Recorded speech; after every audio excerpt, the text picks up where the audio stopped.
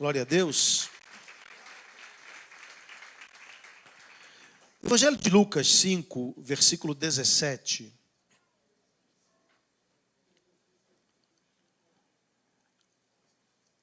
Nós lemos um fato interessantíssimo do Evangelho que diz: ora, aconteceu num daqueles dias, estava Jesus ensinando, e achavam-se ali assentados fariseus e mestres da lei, vindos de todas as aldeias da Galiléia, Judéia, Jerusalém. E olha essa frase: e o poder do Senhor estava com ele para curar. Diga, o poder do Senhor estava com ele para curar. Verso 18 diz: vieram então uns homens trazendo em um leito um paralítico e procuravam introduzi-lo e pô-lo diante de Jesus. Não achando por onde introduzi-lo por causa da multidão, subindo ao eirado, o desceram no leito por entre os ladrilhos para o meio, diante de Jesus. Vendo-lhes a fé, Jesus disse ao paralítico: homem, estão perdoados os teus pecados. E os escribas e fariseus arrazoavam, dizendo: quem é esse que diz blasfêmias? Quem pode perdoar pecados, senão Deus? Jesus, porém, conhecendo-lhes os pensamentos, disse-lhes: que arrazoais em vosso coração? Qual é mais fácil dizer: estão perdoados os teus pecados, ou levanta-te e anda? Mas para que saibais que o Filho do Homem tem sobre a terra autoridade para perdoar pecados, disse ao paralítico: eu te ordeno, levanta-te, toma o teu leito e vai para casa. Imediatamente se levantou diante deles e, tomando o leito em que permanecera deitado, voltou para casa glorificando a Deus. Todos ficaram atônitos, davam glória a Deus, possuídos de temor, dizia: hoje vimos prodígios. Quem pode dizer glória a Deus? Pai querido, nós cremos que a palavra de Deus tem poder para gerar fé em nosso coração.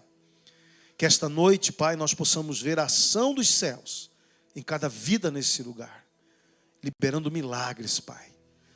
Sela este momento, Pai, em cada coração, é minha oração, no poderoso nome de Jesus Cristo. Amados, é interessante nós vermos aqui, e esse fato ele é narrado tanto em Lucas 5, como no Evangelho de Marcos, capítulo 2. Mesma situação vistas por duas pessoas diferentes, né? Lucas, o médico amado, discípulo de Paulo, alguém contou para ele isso. E Marcos também, provavelmente Pedro deve ter contado para Marcos, né?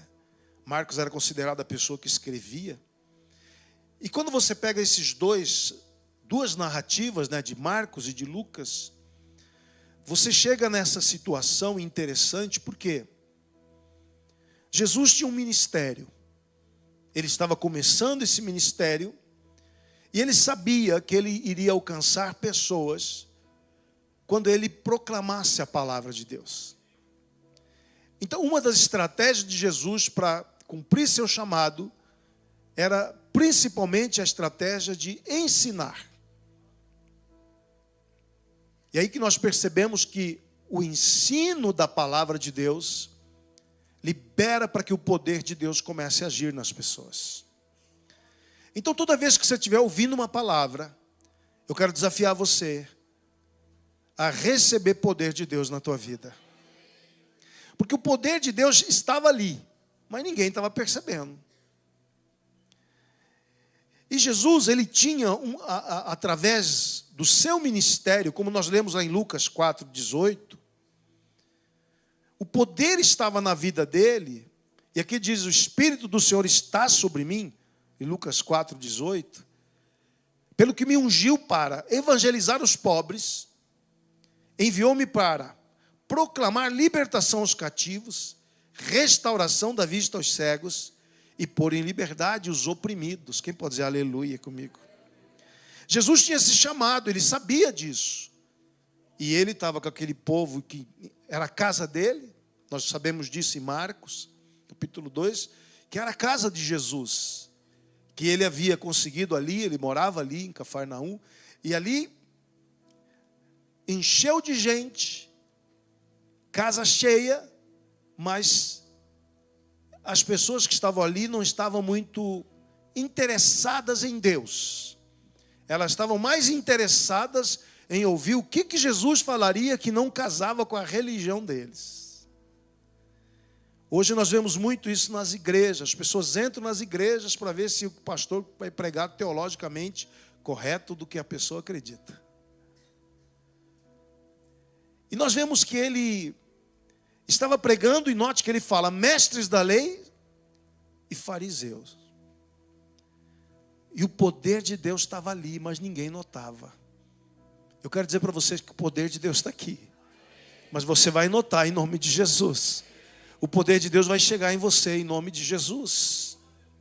Por quê, amados? Esses ouvintes, né, aquelas pessoas que estavam ocupando aquele espaço, tão precioso espaço, perto de Jesus. Que coisa, né? Você imagina ouvir Jesus pregar? Devia ser fascinante. Mas os seus ouvintes que estavam ali não estavam para receber, eles estavam ali para analisar. Como é que você vem para um culto? Você vem para analisar ou você vem para ser cheio do poder de Deus? É uma pergunta, né? Que quando a gente vem para... Eu me recordo quando a primeira vez eu fui numa igreja, eu fui para analisar. Eu fui para criticar. Eu tinha 17 anos, 16 anos. Eu fui ali para criticar. Eu não fui ali para ouvir sobre Deus. Eu fui ali para dizer, não gostei muito não. A minha atitude foi péssima. Tanto que eu não me converti, né? Aconteceu 7 anos depois. Nossas atitudes, às vezes, elas complicam o agir de Deus em nossas vidas. Por isso que eu creio, cada terça-feira, nossa promessa, nossa declaração, nossa profecia, e que esta igreja virá aqui crendo que o poder de Deus será liberado sobre cada vida em nome de Jesus. Não podemos nos reunir, perder a oportunidade. Não sei se você percebe, é só terça e domingo para a maioria, né? Os jovens ainda vêm sábado, glória a Deus, né? Mas temos 2 oportunidades de reunir. E Deus sempre se manifesta diferente onde há reunião. Atos 2 estavam reunidos no mesmo lugar e o Espírito veio sobre eles. Reunião atrai o Espírito Santo. E o que atrai o Espírito? É a atitude da plateia. Vai ver o pregador da pirueta aqui, né? Para chamar a atenção da plateia, né? do povo. Mas nós precisamos realmente entender que há algo espiritual aqui agora. Ao mover de Deus. Eu orei desde de manhã para que anjos viessem aqui hoje. Que passasse fogo do altar aqui, queimando toda obra maligna, toda obra de feitiçaria, toda obra maligna seja destruída nesse lugar. Eu oro assim, por quê? Porque eu creio no poder de Deus quando nos reunimos. Mas aquele povo que estava ali ouvindo Jesus, eles estavam prisioneiros de uma compreensão errada. Eles se achavam salvos porque eles eram judeus. Tipo assim, eu sou evangélico, eu sou salvo. Só que não, né? É salvo quem crê que Jesus morreu naquela cruz e ressuscitou ao 3º dia. Não por frequentar uma igreja, eu já estou... Mas era isso, esse era o conceito errado dos judeus. Eles estavam presos, né? Jesus veio para libertar os cativos que estavam ali. Eles estavam presos pela vaidade, pela religiosidade, pelo orgulho. Jesus veio abrir a vista aos cegos, mas eles estavam cegos espiritualmente. Em nome de Jesus, eu quero declarar que hoje é dia de sair toda cegueira espiritual. Por causa que eles estavam cativos, note bem, não podemos permitir que algo da nossa cultura, algo da nossa ideia, da nossa cultura interna, nós não podemos permitir cegueira e que o poder de Deus não haja em nossas vidas. Nós vamos aprendendo que, como eu preguei na última terça, Deus trabalha com a tua esperança. Fala comigo assim, matéria-prima para milagres é a minha esperança. Aquele povo estava ali, o poder estava ali, mas não estava acontecendo milagre nenhum. Interessante demais, né? Jesus e o poder e gente, e não estava acontecendo nada. E quando nós percebemos que Jesus, ao ensinar, o poder desceu, da mesma maneira quando Paulo pregava na casa de Cornélio, eu preguei esses dias aqui, o poder desceu. Quando se fala da palavra, quando o Hugo começa a pregar aqui, quando o pastor começa a pregar aqui, qualquer outra pessoa começa a pregar aqui, o poder começa a circular aqui. O poder já está circulando. Eu sinto a presença de Deus aqui. Eu sinto o fogo de Deus agindo aqui. Então nós não estamos aqui apenas para ouvir uma palavra. Você está aqui para ser alvo do poder de Deus. Começa a declarar a tua cura, começa a declarar o milagre, a porta que você precisa. Deus vai agir na tua vida, na tua empresa, nos teus negócios. Ele está aqui, Ele quer agir na tua vida. Em nome de Jesus, eu proíbo você de participar desse culto e só assistir. Você tem que receber poder de Deus. Levanta a mão e diga assim: eu vim aqui para receber poder de Deus. Porque a palavra está sendo liberada. Se a palavra é liberada, nós começamos a perceber um mover diferente no mundo espiritual. Aleluia. E aqueles ouvintes não davam espaço para mais ninguém. E aqui entra no cenário 5 pessoas. O doente, 4. Você só sabe que é 4 em Marcos capítulo 2. Lucas 5 não fala que são 4. Mas é óbvio, né? Era uma maca, né? E eles estavam levando 5 personagens que estavam fora, não estavam ouvindo a palavra, mas eles tinham o quê? Tinham fé. Eles tinham esperança. Eles queriam colocar aquele paralítico na frente de Jesus. Meu Deus. É interessante porque, imagina o cenário do paralítico com os seus 4 amigos, né? Eles têm uma barreira, a multidão. É interessante, né? Como é difícil a gente colocar alguém diante de Jesus. Se você nos visita hoje, você não sabe o quanto se batalhou no mundo espiritual para você vir aqui hoje. Porque é difícil apresentar Jesus às pessoas. Porque Satanás, ele trabalha para que nada possa fazer você entender quem é essa pessoa fantástica chamada Jesus Cristo. E aqueles homens sabiam, se a gente colocar ele na frente de Jesus, ele vai ser curado.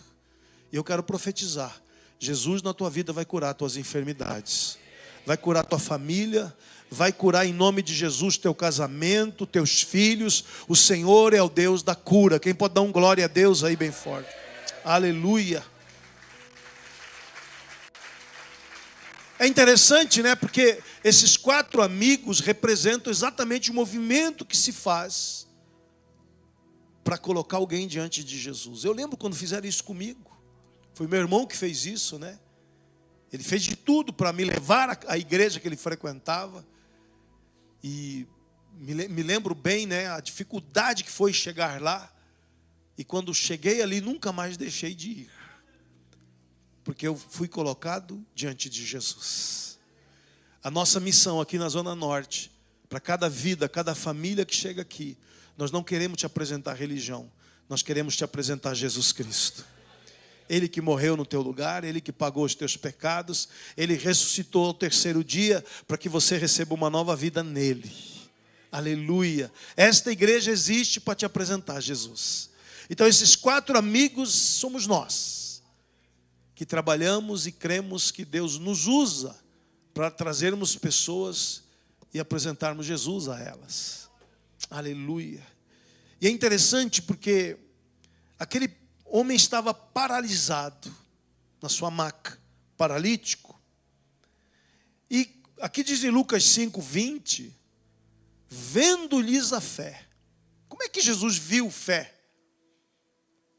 Pela atitude. Romper o telhado. Imagina a casa de Jesus, ficou sem telhado ali. Eu estava pesquisando, né? Os telhados eram feitos de madeira, com barro. Eles punham junco, né? Era um tipo de palha. E botavam ladrilhos, né? Como enfeite. Então eles tiraram o ladrilho, tiraram a palha, tiraram a madeira e desceram o cara ali na frente. Não, você imagina a canseira que foi. Deve ser uma corda para lá, uma corda para cá. Ah, lá, cuidado aí, vai cair, cuidado, vai cair. Estava lá aqueles 4. E eu comecei a me imaginar quantas vezes já fiz isso, né? Eu me lembro que eu trabalhava para o meu pastor, eu era apenas ovelha dele, e ele falava: Hugo, você vai me ajudar com os casais. Eu falava: aleluia. E a minha missão era carregar caixa. Eu carregava as caixas, porque ele fazia as reuniões sempre em auditórios, em salão de festa. E lá ia o Hugo com o carrinho dele, pegava todo o material de som, botava no carro, uma felicidade. E levava, né? Chegava lá, carregava tudo e montava. Eu e o rapaz da música lá, a gente montava. Era mais ou menos isso que fazemos hoje. Quem pode dizer glória a Deus? Vendo-lhes a fé, Jesus disse ao paralítico: homem, estão perdoados os teus pecados. Esse texto mostra duas constatações de Jesus. Jesus viu algo diferente na atitude daqueles homens. Eu pergunto a você, de quem era a fé maior? Do paralítico ou dos 4 amigos? Fala, crente. Tem coisa que na tua vida você não vai resolver, são os teus irmãos na fé que vão resolver para você. Se você frequenta uma célula, você vai descobrir que muitas vezes a tua célula é que vai fazer o milagre na tua vida. Porque às vezes você está paralisado, você não consegue se mover, você está chateado, você está, né? Eu me recordo uma vez um amigo meu, muito querido, ele foi diagnosticado como, naquela época, era bipolaridade. É a mesma coisa hoje? Naquele tempo era outro. Antigamente era obsessivo, como é que é? É, alguma coisa assim. E o meu irmão é médico. Aí ele disse para mim: Hugo, fulano que nós conhecemos não existe mais. Você tem uma coisa aí agora. Não tem mais. Não existe mais aquela pessoa. E eu me recordo que ele foi lá para Campo Grande e ele estava nesse estado, paralisado, não cria em mais nada, ele queria morrer.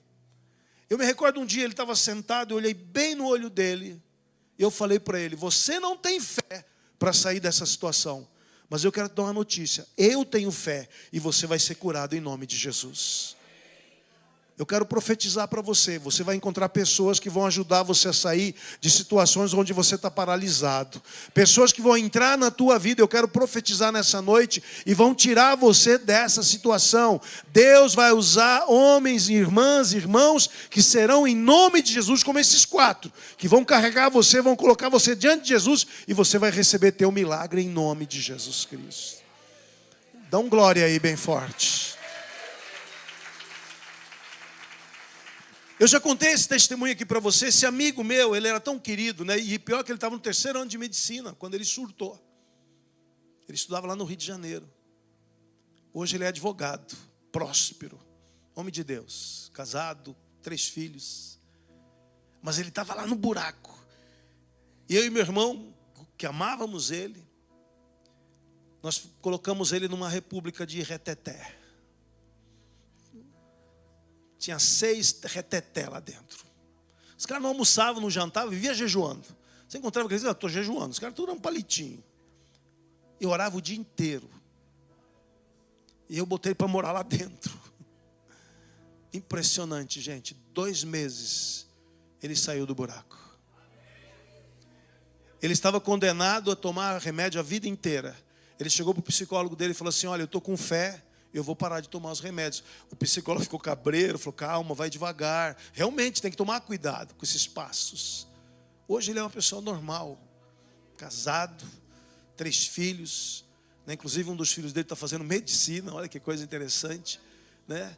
Deus fez um milagre na vida dele. A medicina não explicou por que ele foi curado. Eu sei, ele encontrou 4 amigos que pegaram ele e colocaram ele diante de Jesus.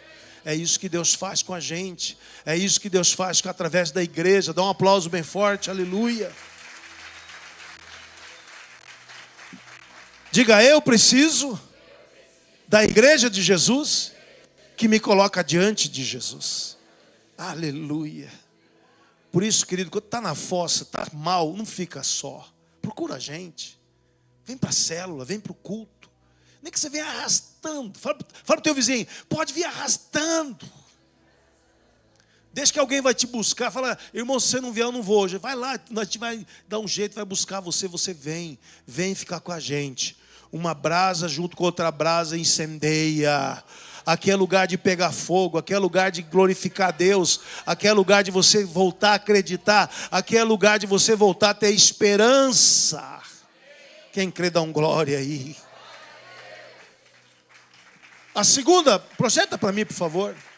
A segunda constatação, vendo-lhes a fé, que era dos irmãos, não era dele, ele diz, estão perdoados os teus pecados. Que coisa, né? Pecados.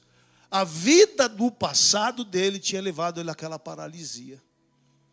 É muito importante nós percebermos que essa pessoa aqui, que Jesus fala que a doença dele estava relacionada a pecado. O que pode uma vida errada gerar paralisia? Isso vale para qualquer área da tua vida. Você teve tantos erros, tantas falhas, tantos pecados, se contaminou tanto, que naquela área você está paralisado. Pode ser emocional, pode ser para relacionamentos, pode ser para a vida profissional. A paralisia necessariamente não são das pernas, pode ser da iniciativa, da coragem. E aqui nós percebemos que Jesus identifica, a primeira coisa que ele vê, não vê um paralítico, ele vê um homem em pecado. Porque ele tinha visão espiritual da vida daquele homem. Então é importante nós percebermos, em outra passagem que me chama a atenção, é o mesmo caso, outro paralítico, só que no tanque de Betesda. João 5,14. Quando Jesus cura aquele cara, ele não tem tempo de conversar com aquele paralítico, como ele falou para esse cara, perdoados são os teus pecados. Ele encontra com ele, mais tarde, em João 5,14. Aí diz assim, ele diz, olha, você está curado. Olha o que Jesus fala para ele. Próximo, por favor. Não peques mais, para que não te suceda coisa pior. É interessante nós percebermos, né, que às vezes nós nem temos ideia do quanto áreas da nossa vida estão paralisadas hoje. Porque não houve um mover de Deus naquela situação. Deus ainda não te levou a uma libertação de toda a culpa, vai falando amém, de toda a condenação do passado. Querido, entra hoje na fé do Evangelho, para que você saia de toda a paralisia. Levanta a mão direita e diga, Pai, em nome de Jesus, eu oro a Ti nessa noite, para que o meu entendimento seja esclarecido, áreas da minha vida que estão paralisadas. Revela-me, ó Deus, hoje, porque eu não quero mais paralisia na minha vida. Eu invoco agora o sangue de Jesus, que me lava, que me purifica de todo pecado. E eu declaro, Senhor, toda culpa, toda condenação é anulada em minha alma. E eu recebo cura hoje de toda paralisia, em nome de Jesus.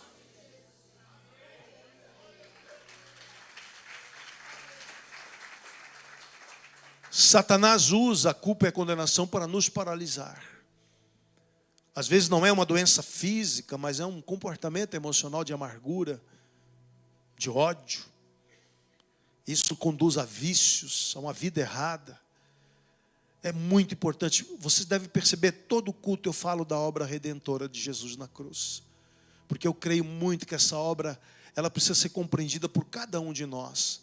Quanto mais você que está aqui me ouvindo entender a obra da cruz, ali Ele levou toda a maldição que havia contra você.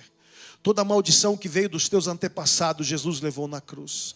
Toda a obra de Satanás que era contra você foi anulada na cruz.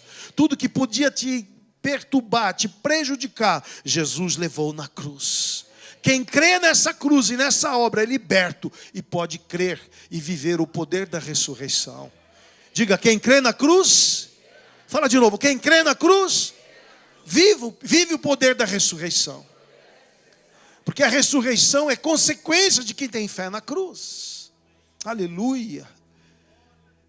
E é interessante que a maioria das enfermidades se dá por prisões na alma, né? As doenças psicossomáticas. Isso gera essa paralisia existencial. E nós precisamos crer no poder da cura, que vem por meio do perdão. Fala comigo assim, no perdão de Deus. Fala de novo, no perdão de Deus, eu sou curado. Deus te trouxe aqui hoje para tirar a gastrite da tua vida, para tirar toda a opressão no teu intestino, nos teus rins, no teu fígado. Você hoje vai receber cura em nome de Jesus Cristo. Todo problema de pressão alta, Deus vai anular hoje em nome de Jesus. Tiago 5,14. Eu sinto uma unção, o poder está fluindo. Fala para o teu vizinho, pega o poder aí, irmão. O poder está fluindo. Tiago 5,14 é um texto que eu uso muito quando vou visitar enfermos em hospitais. Principalmente se ela não é cristã. Eu digo para ela assim, olha, eu vou orar contigo. E eu falo, é uma oportunidade de eu evangelizar. Eu digo, tem um problema aqui. Aí a pessoa fala, qual? Eu falei, eu vou orar em nome de Jesus. E você precisa crer nesse Jesus que eu vou orar. Eu não quero fazer uma reza. Eu quero orar a oração da fé. Fala para o teu vizinho, existe uma oração? A oração da fé. E essa oração da fé, ela exige a parceria de quem vai receber a oração, que ela tenha fé na mesma pessoa que você tem. Então, primeiro eu falo disso, eu levo a pessoa a crer em Jesus, faço ela declarar Jesus. Algumas pessoas morreram, mas depois de aceitar Jesus Cristo. E Deus me usa para... Fica tranquilo, quando for visitar você, você vai ser curado, viu? Essas pessoas eram incrédulas, não criam. E algumas delas eu fui e fiz isso que eu vou falar aqui com vocês, e elas foram salvas. Eu creio que a gente vai encontrar na eternidade, ela vai me dar um abraço. Oh, você foi tão legal naquele dia, era o meu último dia na terra e eu fui salvo. Que coisa, né, gente? Tiago 5,14. Está alguém entre vós doente? Chame os presbíteros da igreja. O termo presbíteros, querido, era o termo que era usado para os líderes da igreja. Presbítero eram os pastores da igreja. E estes façam oração sobre ele, ungindo com óleo. Está vendo como é que óleo é coisa do Novo Testamento? Em nome do Senhor. Versículo 15. O que ele diz? A oração. Fala, crente, oração da fé. Fala de novo, oração da fé. A oração da fé salvará o enfermo e o Senhor o levantará. Se houver cometido pecados, ser-lhe-ão perdoados. Olha como é que a Bíblia associa muito pecado e doença. Você pode estar hoje aí com amargura do passado, um rancor contra alguém, um ódio enrustido, e isso pode estar produzindo algo terrível dentro de você. Eu tive a minha mãe, eu posso falar, né, minha mãe. Então não se ofenda com o que eu vou falar, porque era minha mãe. A minha mãe era uma pessoa muito querida, mas ela tinha um ressentimento em relação aos pais dela. Aquela coisa de 13 filhos. Eu nem sei que lugar que a minha mãe ocupava no meio desses 13. E ela achava que os pais valorizavam a irmã caçula dela. E ela tinha eu via aquele ressentimento. E a minha mãe sempre teve um problema de intestino. E veio a morrer de câncer no intestino com 57 para 58 anos. Não, 58 para 59, desculpa. Porque ela não restaurou, ela não permitiu, sabe?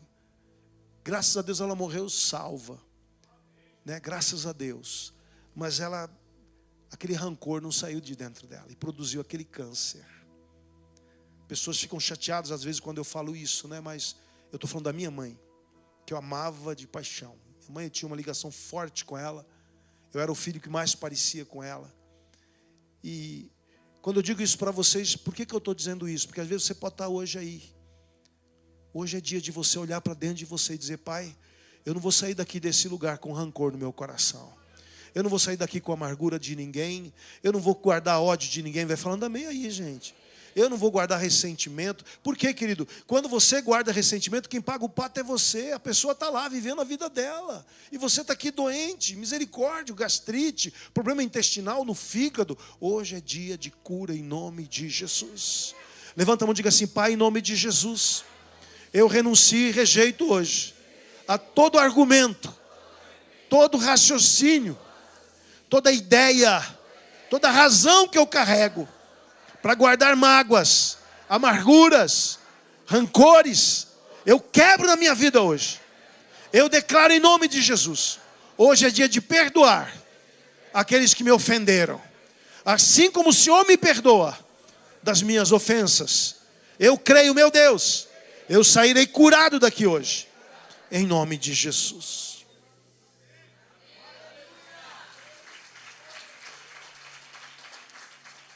E existem pecados que eu preciso abrir, como diz no verso 16. Confessai, pois, vossos pecados uns aos outros, orai uns pelos outros para serem curados. Muito pode, por sua eficácia, a súplica do justo. O que nós vemos aqui? Que nós precisamos ter pessoas confiáveis. Não faça isso com qualquer pessoa. Não vai abrir para o... Eu ia falar uma palavra feia aqui, né? Quase que eu falei. Não um palavrão, calma, eu não falo palavrão. Mas eu ia falar fofoqueira, mas eu não falei. Não fala para quem não segura a língua. Para o jornalista. Essa é boa. Jornalista. Nós temos que abrir isso para pessoas qualificadas, líderes, pessoas maduras, que vão entender a tua fragilidade. Áreas da nossa vida que precisam, ser limpas. E aqui diz que algumas curas só vêm quando há confissão. Confessai vossos pecados, para serdes curados. Quem crê que hoje é dia de cura aqui? A oração da fé, vocês me dão mais 3 minutos? A oração da fé, ela tem algumas características. E ela, primeiro, ela é liberada, como diz aqui em João 14:13. A oração da fé é uma oração que é feita em parceria com quem está fazendo, para quem está recebendo. Fala comigo, crer no mesmo Deus, fala comigo. Então, a oração da fé diz, tudo quanto pedirdes em meu nome, isso farei, a fim de que o Pai seja glorificado no Filho. Se me pedirdes alguma coisa em meu nome, eu o farei. Se me amais, guardareis os meus mandamentos. Eu creio que a oração da fé é a oração que eu faço crendo, ungindo com óleo. Eu profetizo milagre, eu declaro milagre, porque eu não faço em meu nome, eu oro em nome de Jesus. Diga assim comigo, a oração da fé é feita em parceria entre quem recebe e quem faz a oração. A oração da fé é feita em nome de Jesus, e a oração da fé é feita crendo que já recebeu. Marcos 11:24, por isso vos digo que tudo quanto em oração pedirdes, crede que recebeste. Fala para o teu vizinho, creia que você já recebeu. E ele diz, será assim convosco. Quem pode dar um glória a Deus? Aleluia, aleluia. Essa oração da fé, ela tem esses ingredientes importantes, que nós acabamos de declarar. Nós cremos que recebemos, nós cremos no poder de Deus, não oramos em nossos nomes, oramos em nome de Jesus. Nós estamos orando em fé, parceira com a pessoa que está recebendo a oração. Cremos que já recebemos. E essa oração poderosa cura o enfermo, aleluia. Por isso que Lucas 5:24, eu fecho aqui a palavra. Amém, obrigado pelo ar. Lucas 5:24 diz, para que saibais que o Filho do Homem tem sobre a terra autoridade para perdoar pecados. Disse ao paralítico, eu te ordeno, levanta-te, toma o teu leito e vai para onde? Olha só. Imediatamente se levantou diante deles, tomando o leito em que permanecera deitado, voltou para casa, glorificando a Deus. Porque aquela casa havia sofrido a vida inteira, com pecado, com ofensas, com maldade. E aquele homem paralítico depois virou um peso para aquela família. Aquela casa estava traumatizada. Mas ela ia receber uma notícia gloriosa. Aquele doente estava voltando curado. Aquele homem amargurado voltou livre da amargura. Aquele homem cheio de pecados voltou perdoado dos seus pecados. Então ele voltava para o lugar onde ele mais causou dor, a sua casa. Ele estava ali com um remédio. Ele estava indo para ser remédio sobre a tua casa. É isso que eu profetizo. Você será o remédio da tua família. Porque você foi perdoado, você é abençoado, você está glorificando a Deus. Deus, a partir de agora, vai usar você para restaurar aonde você estiver. A tua casa será restaurada em nome de Jesus. Fique em pé no seu lugar, querido.